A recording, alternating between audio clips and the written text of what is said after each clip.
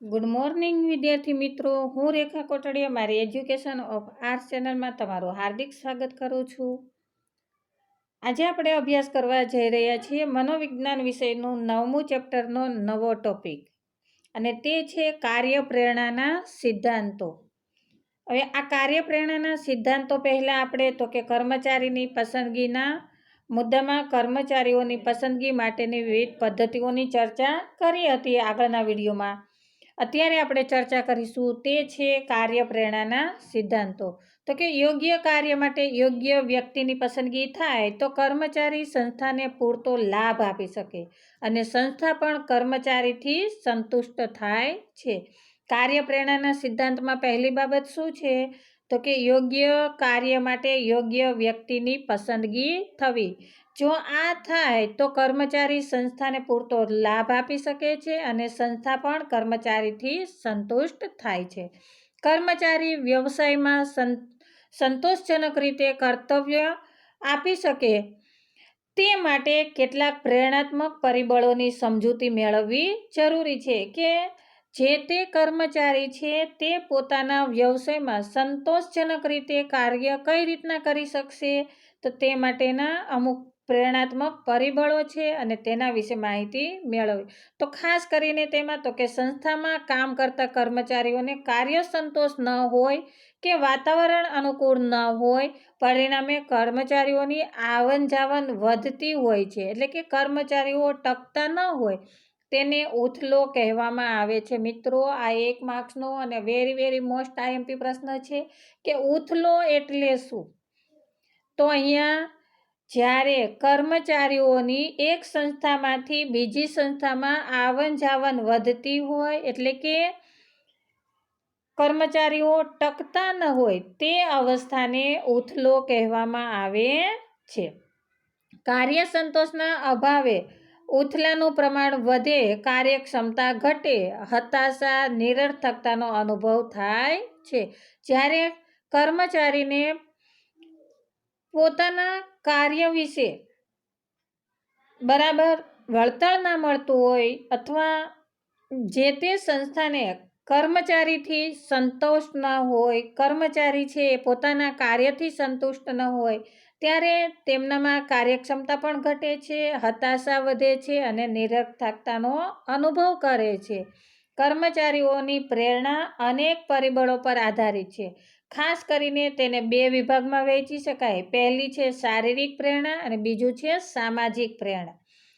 કર્મચારીઓની જે અસર કરતા પરિબળો છે તેમાં સામાજિક પ્રેરણા અને શારીરિક પ્રેરણા એમ 2 પ્રકારમાં એમનું વિભાજન કરી શકાય. ગિલફર્ડના મતે પ્રેરણા એટલે પ્રવૃત્તિને ઉદ્દીપ્ત કરનાર અને પોષનાર વિશિષ્ટ આંતરિક પરિસ્થિતિ. મિત્રો, આ પણ બાબત ખાસ યાદ રાખજો. જો કે આગળ તમારે પ્રેરણા એટલે શું એ અભ્યાસ કરી ગયા છો, પરંતુ અહીંયા તમને એવો પ્રશ્ન પૂછાય કે ગિલફર્ડે આપેલી પ્રેરણાની વ્યાખ્યા કઈ, અથવા વ્યાખ્યા આપી હોય અને એમસીક્યુમાં આપી હોય કે પ્રસ્તુત વ્યાખ્યા કોની છે, તો તમને ખાસ યાદ હોવી જોઈએ કે ગિલફર્ડે આપેલી વ્યાખ્યા કઈ છે. તો કે પ્રેરણા એટલે પ્રવૃત્તિને ઉદ્દીપ્ત કરનાર અને પોષનાર વિશિષ્ટ આંતરિક પરિસ્થિતિ. વિવિધ મનોવૈજ્ઞાનિકોએ માનવ પ્રેરણાને સમજવા માટે વિવિધ સિદ્ધાંતો આપ્યા છે, જેમાંથી કેટલાક મહત્વના સિદ્ધાંતોની આપણે માહિતી મેળવીએ તો જરૂરિયાતનો સિદ્ધાંત, ધ્યેય નિર્ધારણનો સિદ્ધાંત, પ્રબલનનો સિદ્ધાંત, સમાનતાનો સિદ્ધાંત અને અપેક્ષા આધારિત સિદ્ધાંત. તો આ તમામ સિદ્ધાંતો વિશે આપણે વિગતવાર માહિતી મેળવીએ. તો પહેલો છે જરૂરિયાતનો સિદ્ધાંત. તો કે જુદી જુદી ઉંમરે માનવીની જરૂરિયાતોમાં પરિવર્તન આવે છે. નાનું બાળક હોય તો એમને આપણે જાણીએ કે રમકડાને સમયસર ખાવાનું આપી દઈએ એટલે એમની જરૂરિયાત સંતોષાય. ત્યાર પછી થોડુંક મોટું થાય એટલે એમની જરૂરિયાતમાં વધારો થાય છે. જેમ સમય બદલાય છે તેમ ઉંમર બદલાય છે તેમ તેમની જરૂરિયાતોમાં પણ પરિવર્તન આવતું હોય છે. તો આ રીતે કર્મચારીની પણ ઉંમર પ્રમાણે જરૂરિયાતોમાં પરિવર્તન આવે છે. એમ કર્મચારીની જરૂરિયાતો જેટલી વધુ સંતોષાય તેટલો કર્મચારી સંતુષ્ટ હોય તેમ તે વધુ પ્રોત્સાહિત થઈ કામ કરવા પ્રેરાય છે. કર્મચારીની જરૂરિયાતોને સમજીને યોગ્ય સમયે યોગ્ય રીતે જરૂરિયાત પૂર્ણ કરવામાં આવે તો કર્મચારીમાં સંતોષમાં વધારો કરી શકાય. 1943માં અબ્રાહમ મેસ્લોએ પ્રેરણાની સમજૂતી માટે જરૂરિયાતના શ્રેણીક્રમનો સિદ્ધાંત આપ્યો. જો કે તમે આગળના વર્ષમાં તેમનો અભ્યાસ કરી જ ગયા છો અને તમારી ટેક્સ્ટબુકમાં પાછળ આગળના વર્ષની જે તમારી ટેક્સ્ટબુક હતી તેમાં પાછળ શ્રેણીક્રમ આપેલો જ હતો, એટલે એ રીતે પણ તમને એના વિશે માહિતી છે જ. તો તેમાં મૂળભૂત શારીરિક જરૂરિયાતોમાંથી માંડી અગત્યતાની શ્રેણી મુજબ સ્વ આવિષ્કાર સુધીનો ક્રમ બતાવ્યો હતો. એટલે કે શારીરિક જરૂરિયાત, સલામતીની જરૂરિયાત, આત્મીયતાની જરૂરિયાત, આત્મગૌરવની જરૂરિયાત અને છેલ્લી સ્વ આવિષ્કારની જરૂરિયાત. આમ મેસ્લોએ જરૂરિયાતનો શ્રેણીક્રમ દર્શાવ્યો હતો. તો મૂળભૂત જરૂરિયાતોથી સંતુષ્ટ કરતાં ધીમે ધીમે તેની ઉપરની અન્ય જરૂરિયાતોના સંતોષ માટે પ્રયત્નો કરવામાં આવે તો કર્મચારીઓમાં કાર્ય સંતોષ વધારી શકાય છે. એટલે કે જ્યારે એમની જરૂરિયાતોનો એમને સંતોષ મળે છે ત્યારે કર્મચારીના કાર્યમાં પણ સંતોષકારક રીતે એ પ્રોત્સાહિત થઈ અને કામ કરવા પ્રેરાય છે. તો આ રીતે જે તે સમયે કર્મચારીની જરૂરિયાતો સમજી તેને યોગ્ય જરૂરિયાતો પૂર્ણ કરવામાં આવે તો કર્મચારી છે એ તેમના સંતોષમાં વધારો કરી અને કાર્યમાં એ પ્રોત્સાહિત થઈ અને કાર્ય કરતો જોવા મળે છે. ત્યારબાદ જોઈએ ધ્યેય નિર્ધારણ સિદ્ધાંત.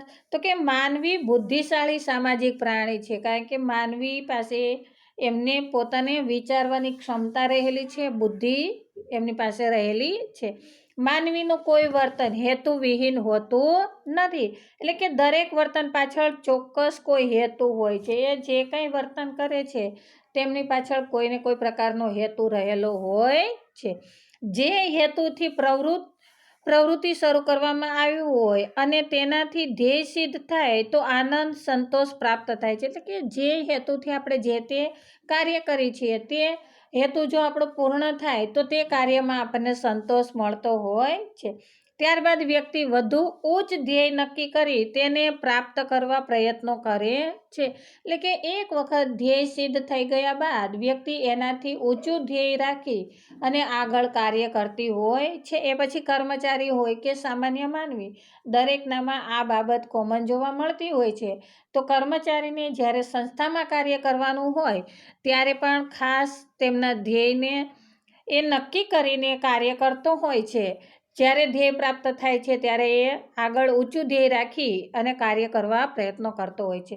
વિવિધ ધ્યેયો જ વ્યક્તિને પ્રેરણા આપે છે. જીવનમાં વ્યક્તિએ ધ્યેયો નિશ્ચિત કરવા જોઈએ અને આવા ધ્યેયો પ્રાપ્ત કરવા વ્યક્તિ દિશા અને પ્રવૃત્તિ નક્કી કરે છે કે ભાઈ કયા કાર્યને હું કેટલા સમયમાં કેટલી સરળતાથી પૂર્ણ કરી શકું, એમનું વ્યવસ્થિત એ પ્લાનિંગ કરતો હોય છે, પ્રવૃત્તિ નક્કી કરતો હોય છે.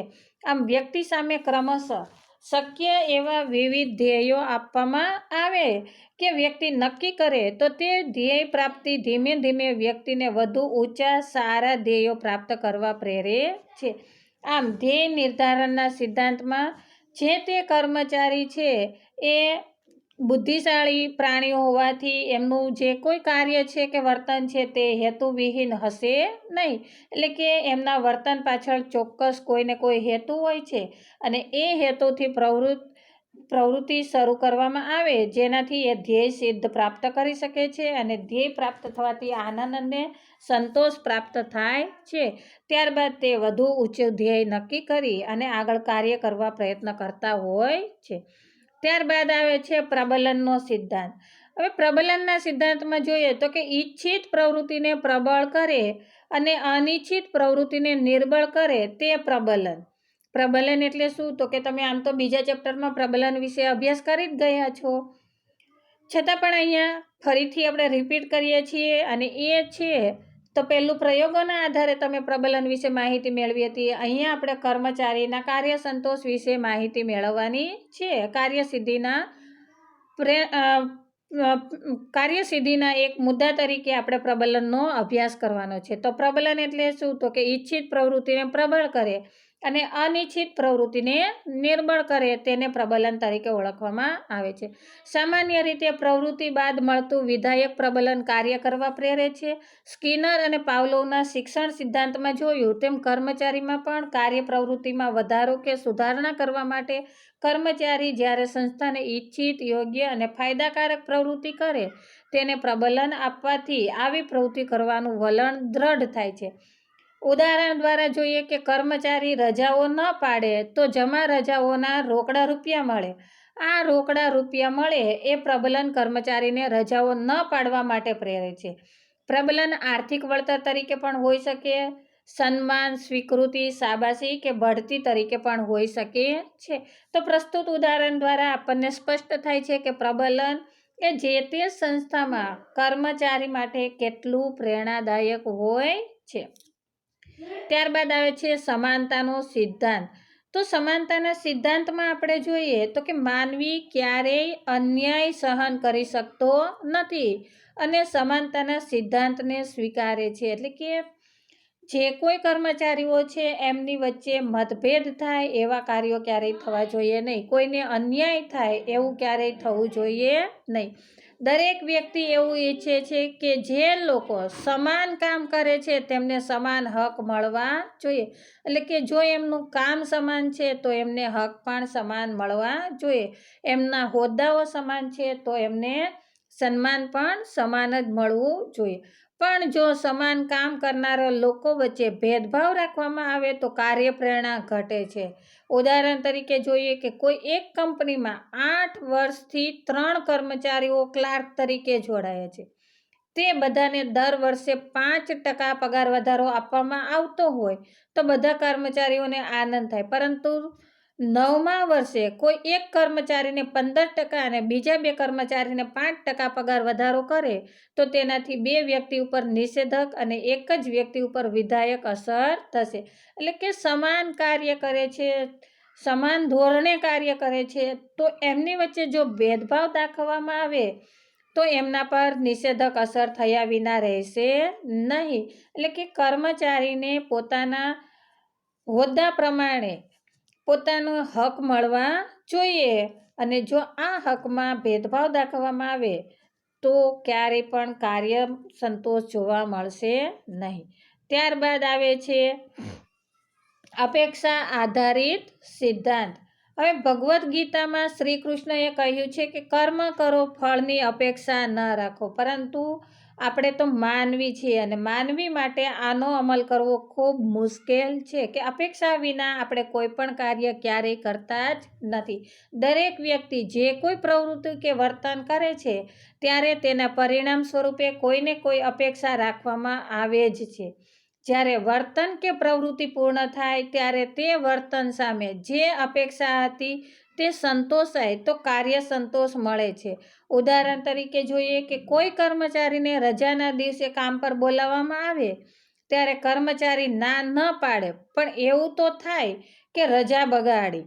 પરંતુ કર્મચારી સાંજે ઘેર જતો હોય ત્યારે કે મહિનાને અંતે તેને તેના પગાર મુજબની રોજની રકમ પગારમાં તે ઉમેરીને ચૂકવવામાં આવે તો કર્મચારીની અપેક્ષા પૂર્ણ થાય. માટે ફરી રજાના દિવસે બોલાવે તો સહર્ષ જવા માટે તૈયાર થાય. આમ અપેક્ષા આધારિત સિદ્ધાંતમાં તો કે જો રજાના દિવસે તમે એમને બોલાવશો તો એ ના નહીં પાડી શકે કારણ કે એ કર્મચારી છે એટલે ના પાડી શકશે નહીં. પરંતુ એમને રજા બગાડ્યાનો અથવા ફેમિલી સાથે સમય ન પસાર કરી શક્યાનો અફસોસ રહેશે. પરંતુ જો એમને સાંજે ઘરે જતો હોય ત્યારે અથવા મહિનાને અંતે જ્યારે મહેનતાણું ચૂકવવામાં આવે છે ત્યારે તેમને આ રજાના દિવસોમાં જે બોલાવવામાં આવેલો તેમનો પગાર ચૂકવી દેવામાં આવે તો એમને સંતોષ થશે અને ફરી કોઈ વખત કોઈ કારણસર જો એમને બોલાવવામાં આવશે તો એ ખુશી ખુશી તૈયાર થશે અને કાર્ય માટે આવવા પ્રેરાશે. વિવિધ સંસ્થાના સંચાલકો આવા પ્રેરણાના સિદ્ધાંતોનો ઉપયોગ કર્મચારીઓની પ્રેરણાને સમજવા અને સંતોષવા કરે તો કર્મચારીની કાર્યક્ષમતા અને કાર્યસંતોષ વધે. કર્મચારીનું સંસ્થા પ્રત્યે વિધાયક વલણ વિકસે, પરિણામે કર્મચારી સંસ્થામાં ટકી રહે, જેનાથી કર્મચારી અને સંસ્થા બંનેને ફાયદો થાય છે. તો આ રીતે આજે આપણે માહિતી મેળવી તેમાં કાર્ય સિદ્ધાંતના સિદ્ધાંતો પ્રમાણે 5 સિદ્ધાંતો વિશે માહિતી મેળવી. નેક્સ્ટ ટાઈમ મળીશું ત્યારે તાલીમ અને કર્તૃત્વ મૂલ્યાંકન વિશે માહિતી મેળવીશું. ત્યાં સુધી હું તમારી રજા લઉં. આ વિડીયો જોવા બદલ આપનો ખૂબ ખૂબ આભાર.